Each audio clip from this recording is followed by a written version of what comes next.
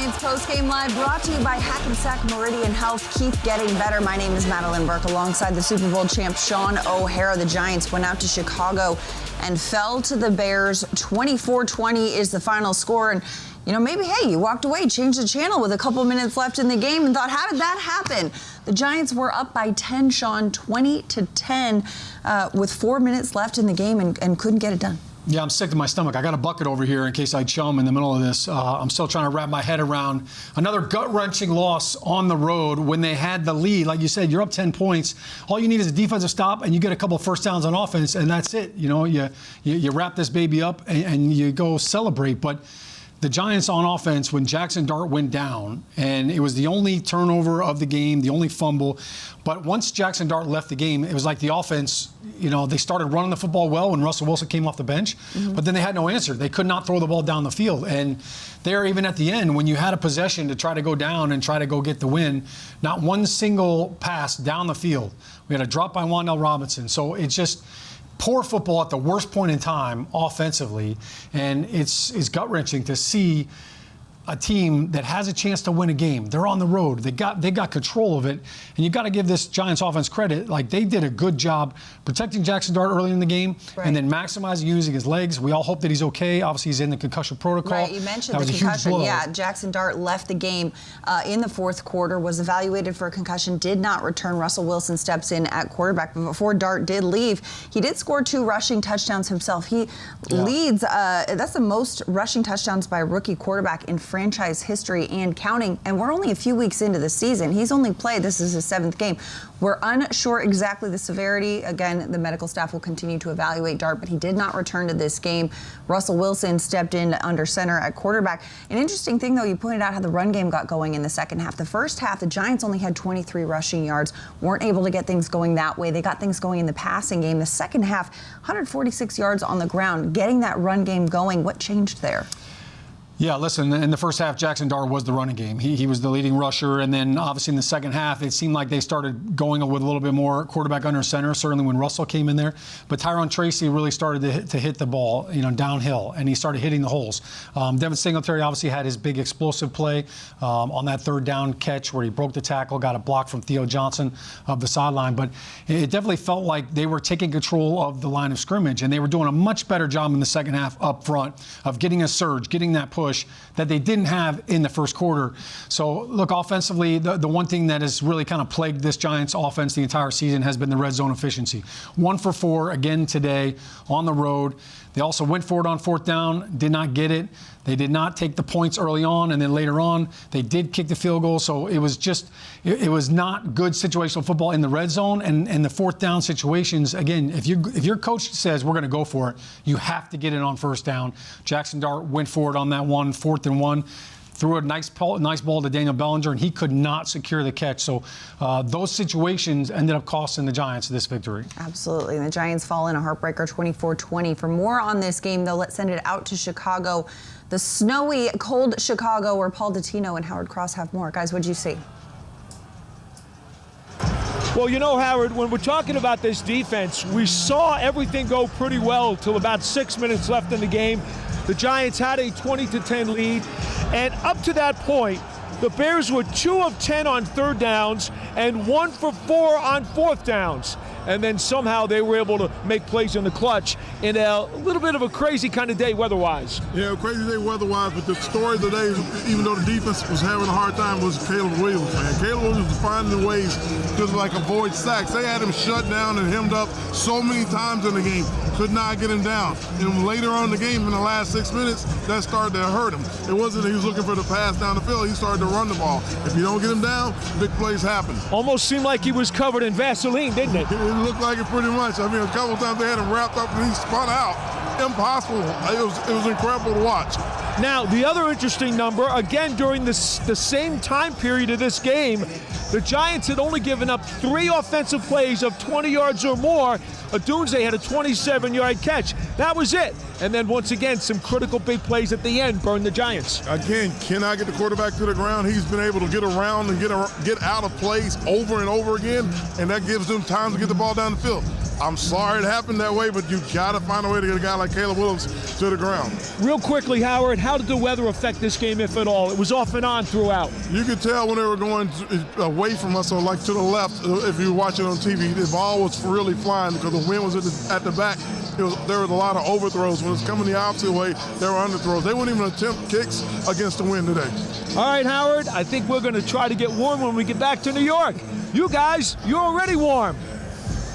It's still a little chilly in the studio here too, but not quite as cold as it is out there on that field, and definitely not as windy as that Windy City. Dotson and Cross, thanks so much for the insight. They mentioned how slippery Caleb Williams was, hard to bring down. We did see two players, both Dexter Lawrence and Abdul Carter, get solo sacks on Williams, both brought back due to penalties in the defensive backfield as well. But Shaun, another element that this defense really did strive in today is third down. Chicago just 3 of 11 on third down. Yeah, that was a huge part of this game, getting off the field on third down. Defensively, they did a good job with that. Coming into this game, the whole narrative was going to be, can the Giants defense stop this Bears rushing offense? Second best rushing offense in the NFL. And they did that. And that's why they got off the field on third down, where they were able to stop the run and force them into long third downs. Now, getting pressure on the quarterback, that's always paramount. You're always trying to do that. They could not take Caleb Williams to the ground. Brian Burns had a chance at a sack, and rarely do we see Burns not finish the sack when he gets to the quarterback. And then we also saw Flanagan Foles get in there, Kayvon Thibodeau. There were a number of times they had a chance to bring Caleb Williams down, and he just found a way to get out of their grasp. So when they could have had those sacks and could have found other ways to get off the field, they could not do it. And in the end, obviously that big rushing touchdown by Caleb Williams ended up being the dagger in the heart. But look, this defense going into that fourth quarter, to have held this Bears defense or offense to 10 points, that's huge, considering they had given up 105 points combined in the last 3 games. I thought this Giants defense played great right up until those last 2 drives. And look, that's the name of the game. Like, right. NFL games are won and lost with 5 minutes to go in the fourth quarter. And until this team figures out how to make those plays at the end of the game, we're going to keep having these cold post-game shows. Right, and it's challenging, too, when you see the defense, defense's words they don't want to hear on the sideline is punt team, get ready, right? If the offense can't keep them off the field for a little bit of time, it doesn't quite balance out. Caleb Williams, as you mentioned, runs in the 17-yard touchdown to clinch it. 24-20 is the final. We've got continuing coverage here on the Giants post-game show, but guests of our post-game show receive a gift certificate to Ben and Jack's, located on 44th Street in Manhattan. From the celebrated porterhouse to finer seafood, Ben and Jack's will surpass your expectations of what a steakhouse should be. We've got head coach Brian Daboll coming up on the show. Stay with us here on Giants Postgame Live, brought to you by Hackensack Meridian Health. Keep getting better. Time now for today's scoring drive of the game, brought to you by Citizens. For the drive of the game, we bring you to the third quarter. 6 plays, 56 yards, took 2 minutes and 43 seconds off the clock, capped by a 24-yard touchdown run for the Giants quarterback, Jackson Dart. As a reminder, for every scoring drive this season, Citizens, the official bank of the New York Giants, will donate $750 to the Giants Foundation to support their work in the community. Welcome back to Giants Postgame Live, brought to you by Hackensack Meridian Health. Keep getting better. Madelyn Burke and the Super Bowl champ Shaun O'Hara recapping the Giants' 24-20 loss to the Chicago Bears. Shaun, Jackson Dart becomes the first quarterback in NFL history to have a rushing touchdown in 5 straight games, breaking a tie with Cam Newton, who did it his rookie year in 2011. Another incredible performance by the rookie. We saw him leaving in the fourth quarter with a concussion, but what he's able to do with his legs is an asset for this team. Yeah, he's a talented kid, and he's a threat, no doubt. He's an offensive weapon with his legs. Though that touchdown run that you're talking about, the 24-yarder, he was untouched. It was a quarterback design run to the left, and he got some great blocking up front, did a great job setting up some of those blocks. But as talented as Jackson Dart is, the concussion came on another quarterback run. And so that's always one of the, it's the caveat. You've got a quarterback that can run, and he likes taking chances. He likes being aggressive. But yet this is the one fear that everybody has had about Jackson Dart and his play style. And you hate to see a quarterback go into the medical tent. You hate to see him in this concussion protocol like this. And then at the end of the game, when they needed him most and they needed that magic, he was unavailable. So that's one of the things that he's going to have to figure out. Like, how do I try to limit all of the physical contact, so I'm not in this situation, but still provide those explosive plays. Look, the run game early on in this game was not working very well, so Jackson Dart stepped up in that capacity, but they need him back. Absolutely, and we'll continue to monitor his health as the week progresses. But for more on this game, let's send it out to Chicago. Head coach Brian Daboll is stepping to the podium to address the media after the 24-20 loss to the Bears. Okay, another tough one. So with Dart, as he was going back out on the field, just didn't seem right. So called the trainers over and said, let's get him out and make sure he gets looked at. So he went in and got looked at and ended up being evaluated for a concussion. 10-point lead there in the fourth quarter, and give them credit. They made a lot of plays. Quarterback made a lot of plays, a lot of loose plays, scramble plays, and just didn't get the job done. Right, after that penalty, Yeah. they moved it to the half-yard line, I guess. You were on 4th and goal at the half. Did you thinking maybe, okay, we'll go for it here? Yeah, I thought about it. I thought take the points, get a 10-point lead in the fourth. I thought our defense was playing good. Brian, we've talked to you a lot about the number of hits that Jackson takes with the running, not getting down, things like that. Is this one where you feel like it caught up to him? This is the 4th time he's been checked for a concussion. He was sore getting up a week ago. Yeah, it's unfortunate, but unfortunately got hurt. Brian, what is happening with your defense? I mean, it just seems like there's too many of these late. Yeah, they made some good plays there at the end, Caleb. I thought, we had them a number of times where we didn't get him down in the extended plays, which we knew he would. He did it in the Raiders game. He did it in plenty of games. He did it the series before. He booted out on the last series and went down and scored. It's tough way to lose. Was Jackson checked immediately after the play that he fumbled? Because it looked like he hit his head and was... Yeah, no, I mean, no. No, he wasn't. So if they would have called him down, but when he was going in there, somebody said something like, what? Like, don't put him in.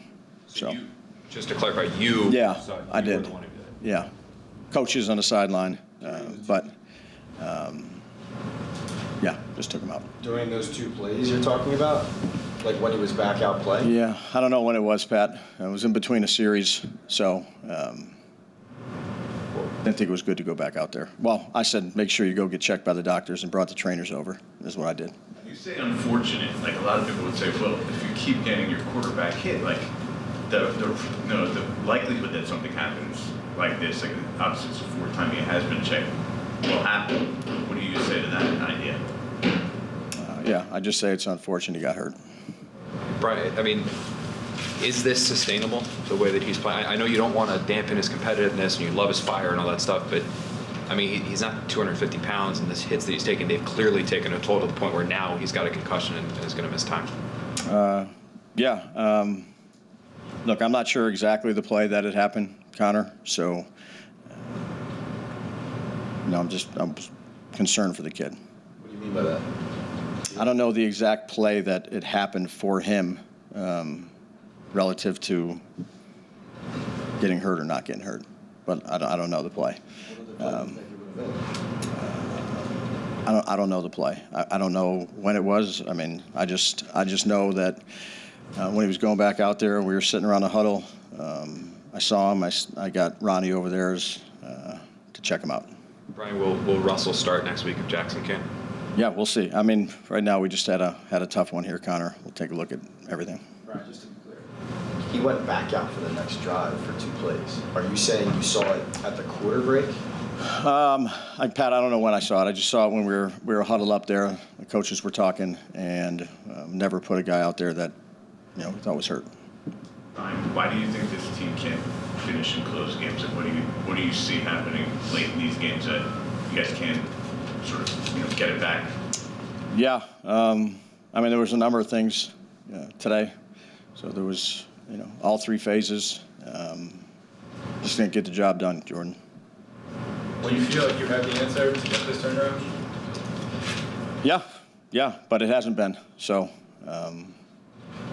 it's another tough loss. Why do you feel that way? Why do you so believe that? I believe in the guys we have, people in the room, coaches and players. But we lost another tough one, Connor. So, you got to start doing it. As some of these bad collapses late have happened, what have you tried to do to stop them from happening again? So in other words, when you look at them, like let's say Dallas, Denver, when you see a game like this starting to spiral, what have you talked to the team about to try to prevent it from happening again? Yeah, we'll have a next play mentality. I thought Shane tried to mix it and, a number of times these last couple drives, play zone, pressure, play man. The two plays that Caleb got out were man. There was a number of plays. We had to punt. That gave him the short field. There was a number of plays. It wasn't just one thing, which it usually is. Brian, are you worried about your job at 2-8? Yeah, I'm just focused on, these guys in the locker room. You kicked the short field goal. You didn't kick some longer field goals. Was that a conditions issue, a wind issue, a coup issue? What was? No, the one to Belly, I thought we had a good play. I thought Kafka had a good play. Had a number of 4th down and 1 plays. The first one, Byard came down. We had a little pick play for Wandell and just didn't hit that one. Felt kind of a hard play action to Belly, which was close there. In the end zone, we hit the 4th and 1 to Motor where he made a great play. I'm not sure he would have had it, but ended up making a great play for it. Had to keep 2, so we went for it, 4 times. Hit 2 and didn't hit the other.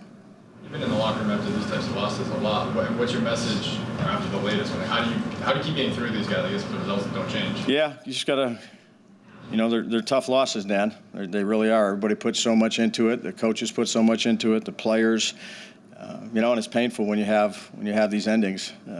You stick together, and that's what you have to do. But it's not as easier said than done. Those are tough, man. You put everything you got into it each week. Whether it's game planning, practices, let the guys compete their tails off out here for, the whole game. And then to come up short, it's tough. It's tough. You say you're worried about the guys in the locker room. What do you even say to them after, Just that. 4 straight losses, right? Yeah, just that, yeah. Stick together. That's what you have to do.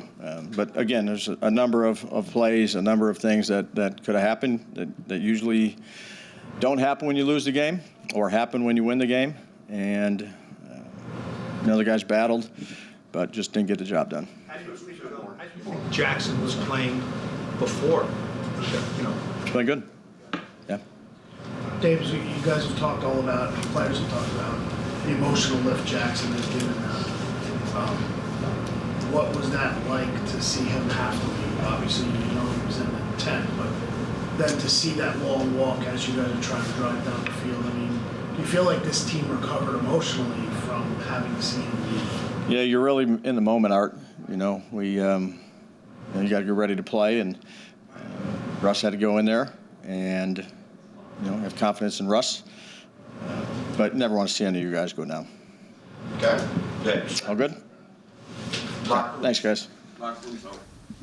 That sound from head coach Brian Daboll brought to you by Ford, the official vehicle of the New York Football Giants, ending his presser saying, you know what, you never want to see any of your guys go down. Of course, Jackson Dart leaving the game in the 4th quarter with a concussion.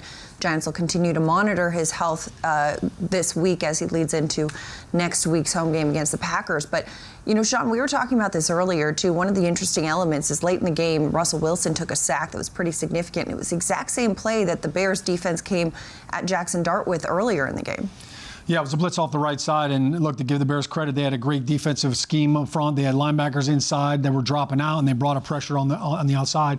They didn't put the fire out when Jackson Dart was in there, and then Russ comes in. They get the same exact blitz from the Bears, and they have no answer for it. Now, the right tackle should ultimately slide out to the right and pick up that defender, but it looked like both quarterbacks were expected to be picked up in that situation. So, look, those are details. But, again, it's another tough loss here, and Coach Brian Dable is, when you lose a football game, everything comes into question. All your decisions, going for it on fourth down, not going for it, taking the points or not taking the points, every single thing. But everybody's going to ask him about Jackson Dart, and you're going to keep playing him, and you're going to keep running the football. You're trying to win football games, all right? So, you can't put bubble wrap on a player and say, we're going to try to protect this guy and still win football games. So, look, they're trying to do everything they can. It has been an injury-plagued season. I feel like every single week, it's Malik Neighbors, it's Scatteraboo, now it's Dart. It's frustrating. It's the NFL. It's tough. But look, you're sitting here at 2-8. I mean, this is tough. This is tough times right now. You hope that they stay together. But when you're up 10 points, right, you've got the game in your grasp. You've got control of it. That's when you got to step your foot on their throat. All right, you got to have that killer instinct. You got to finish games. They have not found a way to finish games, and it's been something that's been plaguing them all season long. Absolutely, as the Giants fall to the Bears 24-20 on the road in Chicago after having a 10-point lead with 4 minutes left to play. We've got more to come on the show, but first, Giants fans, it's Moody's. Decode risk, unlock opportunity. Learn more at moodys.com. We've got more to come here on Giants Postgame Live, brought to you by Hackensack Meridian Health. Keep getting better. We're recapping this one from the Windy City.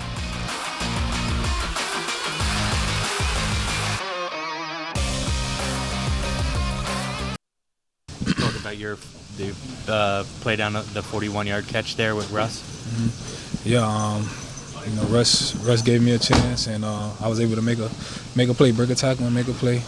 Theo was a big lead block right there, and it was a spark that we needed. Were you surprised you guys kicked the field goal from the 1 yard line? No, I mean, take points. Take points. Any conversation as far as on the sideline or from coach about going for the touchdown there after that penalty on that field goal?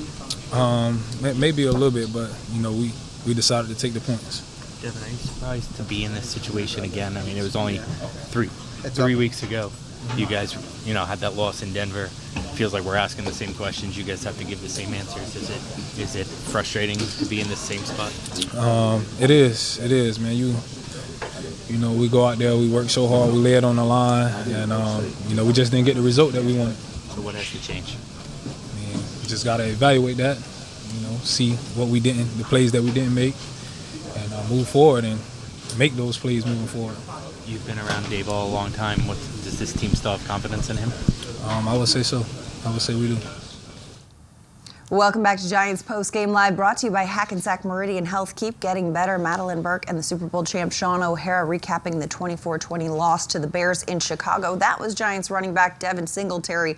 Shaun, we talked about this earlier in the show. The Giants got the run game going a little bit more in that second half. As an offensive lineman, you talk a little bit about how the difference between the run and the pass game is being the hammer or being the nail. Yeah, no doubt about it. You want to be the hammer, and in the run game, you get to be a little more aggressive. Giants had 169 yards rushing, thanks to 66 yards by Jackson Dart. But Tracy got going in the second half, and he ended up with 71 yards rushing and 5 yards per carry. So, look, when you're playing the Chicago Bears, right, everybody always talks about the monsters of the Midway. We got our own monsters of the Midway. So let's go over here and let's take a look at some of these big boys, as we call them. And you know what? Just for the big boys, I'm just going to give a little kick slide over here to our little storyteller right here. Look at these beautiful boys in blue, all right? Austin Schlottman doing a great job filling in at center for John Michael Schmitz, who's actually from Chicago, so no homecoming game for him. Jermaine Illuminor back in the lineup. But let's focus on Andrew Thomas. All right, Big AT is doing a phenomenal job this season, and there's no drama whatsoever, no question as to why this offense line has played better since he got back in the lineup. He's their best player. Look at this. On the season, 0 sacks allowed. That's impressive at left tackle. You're always getting their best pass rushers. All right, just 1 quarterback hit allowed this season. These are all stats coming into this game against Chicago. And then look at this. Just 7 hurries allowed on the season, and the pressure rate of 1.2%. Look at this. Madelyn, He leads all offensive tackles in the NFL at pressure rates allowed this season. He's one of the best in the game right now, playing elite at an elite level. And Andrew Thomas, not only in the pass protection right here, we talked about the run game to start this off with. How about on the first touchdown run on Jackson Dart? They go unbalanced right, bring Andrew Thomas over to the right side, and he ends up leading the elephant parade into the end zone. So good job, AT. Absolutely. Good job, AT, shoring up the right side. Chris Manhertz taking over the blind side on that play. They got in the end zone, and a great play right there as well. But, you talk a little bit about this offensive line. You pointed out Austin Schlottman getting the start at center with John Michael Schmitz out today. As a center yourself, what'd you see? Yeah, anytime a backup center comes in there and fills in, you want to make sure the quarterback-center exchange is clean. All right, obviously there was flurries, there was wind, there was some precipitation there, so you have the wet ball drill you got to deal with. So the ball was not on the ground, great job there, and they're using the silent count on the road. So I thought Schlottman did a great job there. All the communication, everybody looked like they were on the same page. No major flare-ups with that capacity, but I thought he did a good job passing off some of the twists inside that they were seeing from that Bears front. Things you like to see with the next man up on the offensive line. Shaun, great stuff from the telestrator over there. We've got more to come here on the show, though. I want to remind you all to download the all-new Giants app. Head to the App Store for breaking news, exclusive videos. It's updated with a brand new layout, plus the Giants Shorts Stories feed and the Pocket Game Day Ticket Holders Hub. You can download it for free at the App Store or on Google Play. Free $99. That's in everyone's budget. We got more to come here on Giants Postgame Live, brought to you by Hackensack Meridian Health. Russell Wilson, next.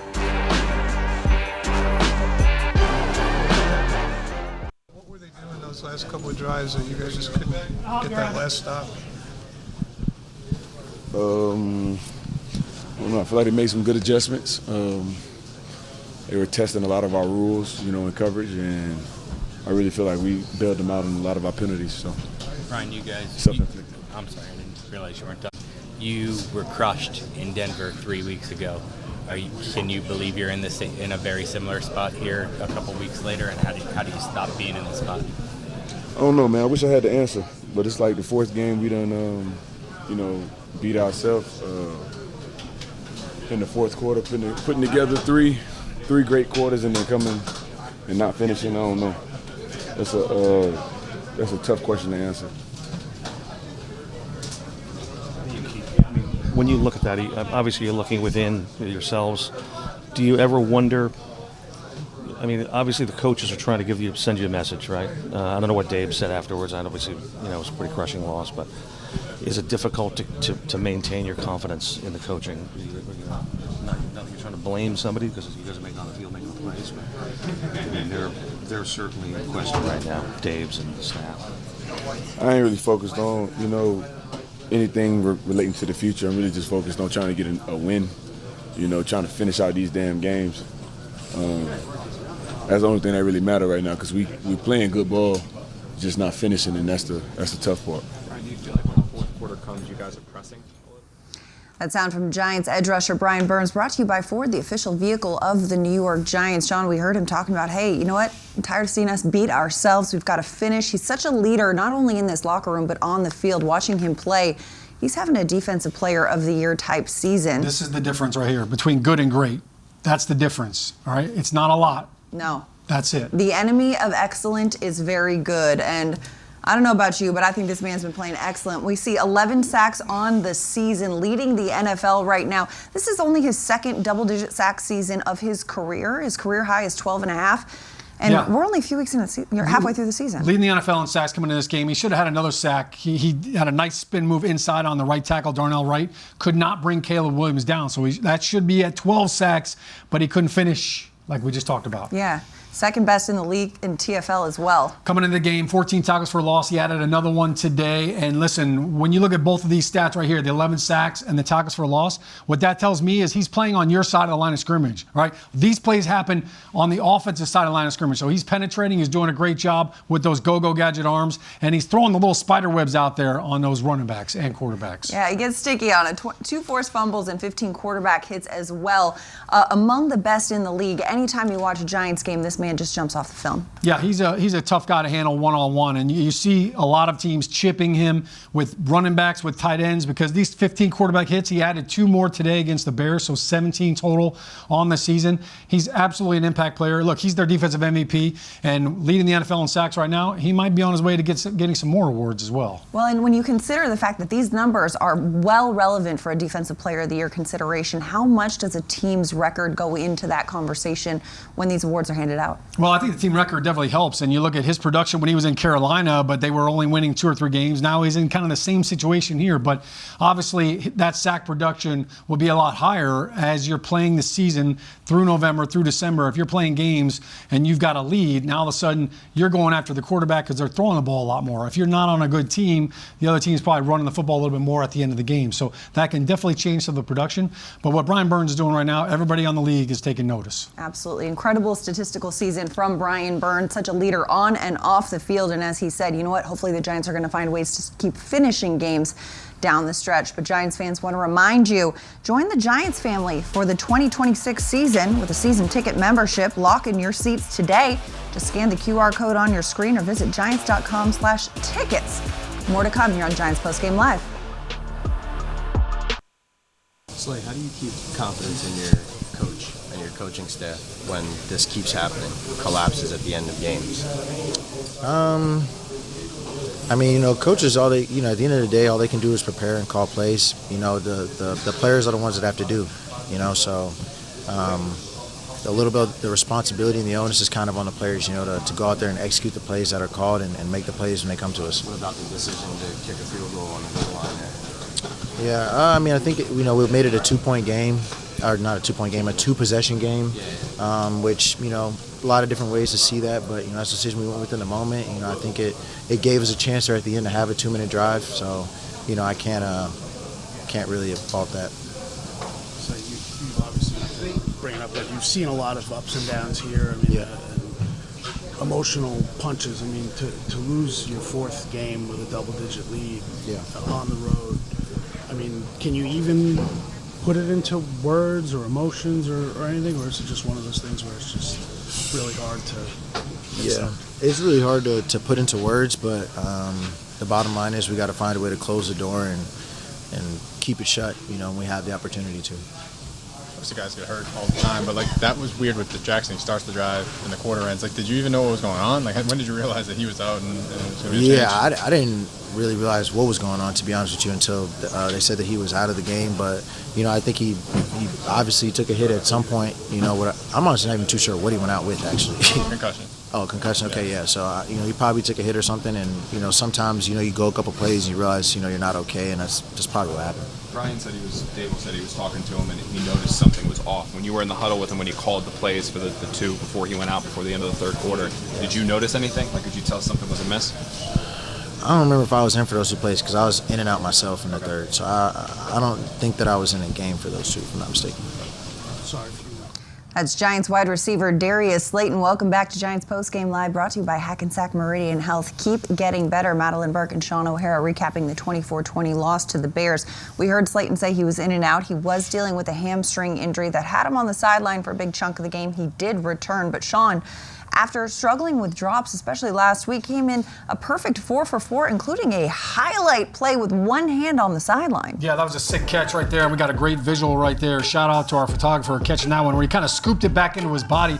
I feel like confidence is a huge thing with Darius Slayton. When he makes a big catch early on in the game, all of a sudden he gets on a roll. How about 3 catches for 85 yards in the first half alone for Slayton, including 2 for 79 yards on that drive, which led to that Jackson Dart touchdown run. So Slayton provided a huge spark to this offense, did a great job. It was unfortunate that he got that tight hamstring. Obviously, in a cold weather game like that, it's tough to loosen something like that up. But, no doubt he provides a spark for this offense. And his confidence, when it's there, man, he's a really good receiver. He's got to make sure that he makes every single catch and focuses on that football. And that he did today. 4 targets, 4 receptions, 89 yards on the day for Darius Slayton. Another player who came up consistent, tight end Theo Johnson. He's speaking in the locker room now. Let's send it down. Theo, first of all, it's another heartbreaking loss, but again, you had something going on offense, especially yourself in the first half. In fact, I had you 7 targets, 6 catches, and 71 yards in the first half. All 3 of those numbers either tied or set a career game high for you. What was it about things that were going so well? Yeah, I think Jackson and the coaches did a good job of giving me my opportunities, and I made the most of everything that came my way. Why did it not then carry over into the second half? And I know Jackson did have to come out of the game at one point, but you guys were never able to significantly build on the lead. Yeah, I think it's really just sticking with, what's been working for us. I think we got away from some things, and at the end of the day, it's just executing the plays that are called for us. Now, it was a little surprising to a lot of people who saw the weather being so nasty, and it was kind of in and out the entire day, but yet you guys threw the ball pretty well today. How surprising is that, and was that always part of the plan, that whether or not we're going to throw it? Yeah, we knew all week that there's a good chance of there being some weather that wasn't going to be so nice, but we practice outside every single day. We were all kind of prepared for it, so when it came, we didn't flinch. Appreciate your time, Theo. Yeah, thank you. That's Giants tight end Theo Johnson with our Paul Dottino, and talking about, hey, the weather permitting, or the weather was irrelevant in the fact that they were using the passing game. Usually you think when the snow's coming down, you're going to be running the ball, but they got the passing game going, saw some incredible catches, including from Theo Johnson as well on the sideline. Yeah, he did a great job catching the ball. Flurries are coming down. It's looked a little windy. He corralled his first catch of the game in with both hands, did a great job securing it. And then he had a phenomenal catch up the sideline. Great job dragging his toes in on the sideline to secure that catch. Paul mentioned it, 6 catches for 71 yards in the first half alone. I think they threw the ball to Theo 3 plays in a row consecutively. Almost got him one in the end zone, and it bounced off the defender's helmet. But when he starts to get hot, and all of a sudden Jackson Dart really starts to trust him, he starts feeding him. So he's absolutely a weapon for Jackson Dart, and especially down the middle of the field. He ran down the seam on a really nice catch after that toe drag swag on the sideline catch. So Theo's doing a great job. And he also had a really nice block on Devin Singletary's 42-yard catch. So good job with the extra effort there, Theo. Get you a tight end who can do it all, right? Great game from Theo Johnson. The Giants do fall, though, to the Bears 24-20. We're continuing to recap this one here on Giants Postgame Live, brought to you by Hackensack Meridian Health. Keep getting better. More to come. Stay with us. We'll be right back.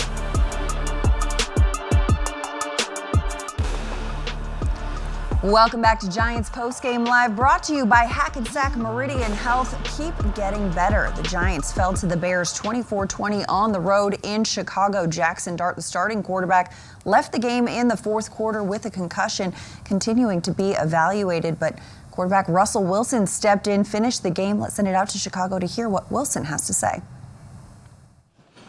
What was that like at the end of the game, and what do you think kind of went wrong for you guys there? Well, I think that, first of all, it was disappointing obviously seeing Jackson go down, but to be able to step in there and be ready to go, I thought the guys did well. Being ready to go, especially that first drive. I thought Theo made a good catch. I thought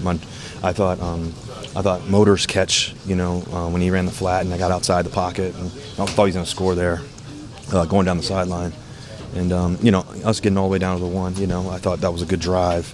And we got to find a way to get a touchdown there, I feel like. And then, they made plays. They made a couple plays, and, that was just unfortunate for us, But, I felt mentally ready, and all of us being ready to respond, and fortunately we didn't get to win the game.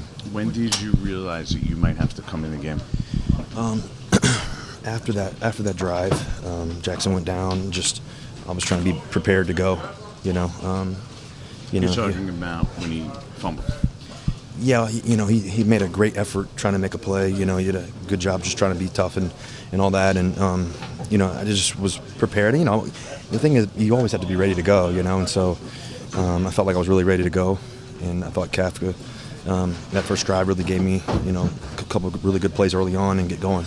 Would you have liked a chance, especially after that penalty, to try for a touchdown from the half-yard line? Yeah, we always want to score a touchdown there. I thought we did a really good job driving all the way down the field. That was a huge drive for us. And I thought we did a good job getting down there, making plays. I thought the line did a good job being physical, that drive in particular. And, we needed a touchdown there. Obviously, we knocked the field goal down, which was a good thing for us at least. But you always want to score touchdowns in this game. That's always the key. That's all what you always want in the red zone. But and knocked the field goal down. You've seen plenty of good teams, but not good teams. What is it about this team, do you think, that what does this team need to learn to finish these games? You got a lot of good things going, and then it just doesn't happen. Yeah, I mean, I think there's been some really tough games this year where we've, taken the lead late or whatever it may be, or have a lead, and I think part of it's just fundamental execution. All of us, making one more play than them. You go back to the Dallas game, we had two big plays, 2 minutes and then 25 seconds ago. Guys made great plays, but unfortunately we weren't able to finish it. The Saints game was a tough one for us. We had that lead. And just across the board, I felt like, we just got to play cleaner football down the road. I thought we played a really good game throughout the game. I thought, it was good to be back in there with the fellas and battling and all that, and we had all the confidence in the world. We just got to collectively, offense, defense, special teams, finish the game. As Giants quarterback Russell Wilson came in the fourth quarter for Jackson Dart, who left with a concussion, 3 of 7 for 45 yards passing, as the Giants fall to the Bears 24-20. We've got more to come here on Giants Postgame Live, brought to you by Hackensack Meridian Health. Keep getting better. We're back with more after this quick break.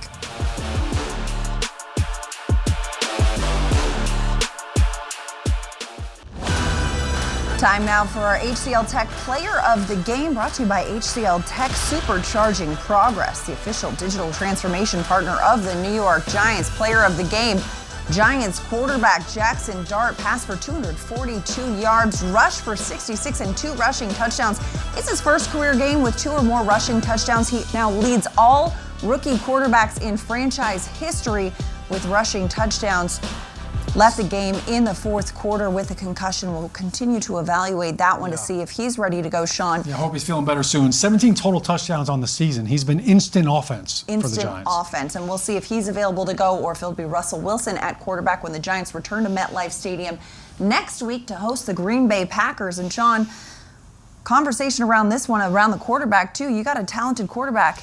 Jordan Love coming in here. Yeah, Jordan Love, we saw him here on Monday Night Football not too long ago. Tommy DeVito took him down. But here you can see right here, 70% completion percentage. Very accurate, does a great job distributing the football, takes care of the football. Just 3 interceptions on the entire season to go along with 13 touchdowns. So he's doing a really good job. Obviously, the Packers play the Eagles on Monday Night Football, so we'll all be keeping a keen eye on that. Defensively, guess who they have on the edge? Micah Parsons. Yes, we know him all too well. Absolutely. Familiar with Micah Parsons. It's going to be a challenge for this Giants offense, but the Giants defense taking care of a player like this coming in on a short week, but a talented team in this Green Bay Packers. Yeah, and they're going to have to find a way to finish. They got to Campbell. They got to the quarterback against the Bears. Could not bring him down, Caleb Williams. They're going to have to find a way to get pressure on Jordan Love and finish the sack. Finish the game. Finish the game, finish the sack. The Giants hosting the Packers back at MetLife Stadium as they hope to get a win at home. But listen, before we let you guys go today, we'd be remiss not to mention the Giants and the NFL community lost one today. Former NFL Commissioner Paul Tagliabue died this morning, reportedly due to complications with Parkinson's. He was 84 years old. Shaun, I know he was a commissioner while you were around as well. You had a relationship. What are your memories? Yeah, I remember Commissioner Tagliabue, obviously one of the most well-respected commissioners in the history of the league. 17-year run as commissioner. He handed the baton to Roger Goodell, but certainly our heartfelt condolences to his family and to his friends. Tagliabue left a huge imprint on the NFL, and he will be forever remembered.